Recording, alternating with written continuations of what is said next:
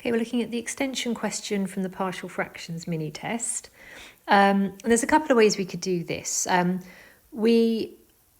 would do it by multiplying out the right-hand side and then comparing it to the left-hand side. Now, you don't actually have to write down the expansion. I will for this, for going through it. But as an example, if we look at finding the value of a, if I were to expand, if I were to expand the right-hand side out, the only power of 4, the only x to the power of 4 term I would get would be the ax squared times the x squared. So that immediately tells me that a must be 3, okay, because the x squared, the x to the power of 4 terms must, the left-hand side coefficient must equal the right-hand side coefficient. And you could continue like that for the rest of it.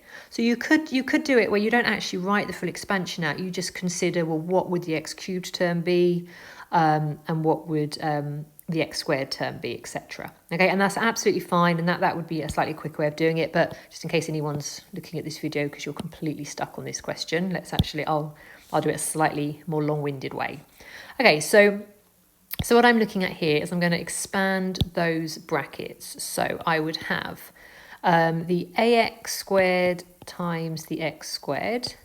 I would have the ax squared times 2. I would have the bx times the x squared. I would have the bx times 2. I would have the c times the x squared and the c times 2, and then the dx and the e.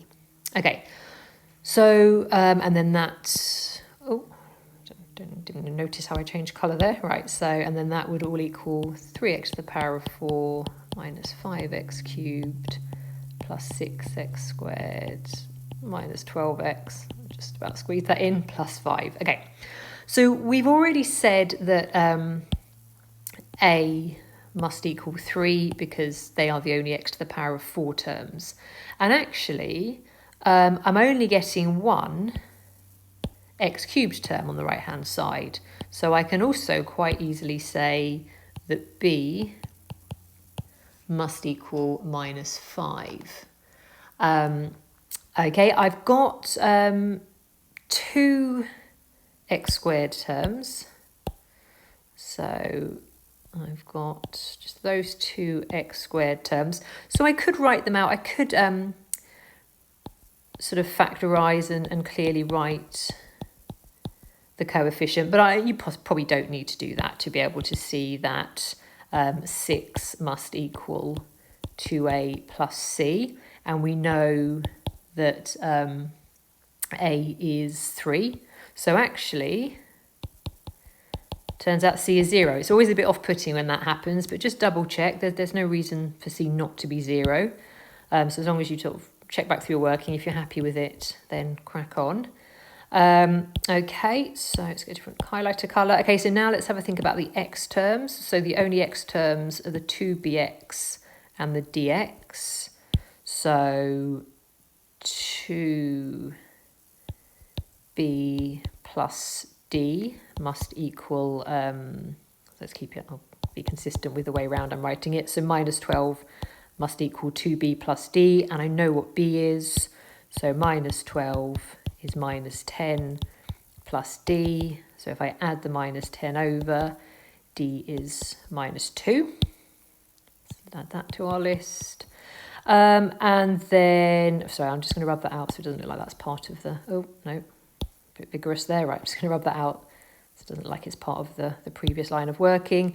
And then in terms of the constants, what have we got? Well, we've got plus 2c plus e, and they must equal 5. So, sorry, I'll just write that bit here. So 5 must equal, oh, sorry, 2c, isn't it? 2c plus e. I know that c is 0, so e is 5. Let's just stick that in there. Okay, and I could write it all out back in this form, but it did just ask me for the values of A, B, C, D and E, and we've got all of those. So let's not create extra work for ourselves.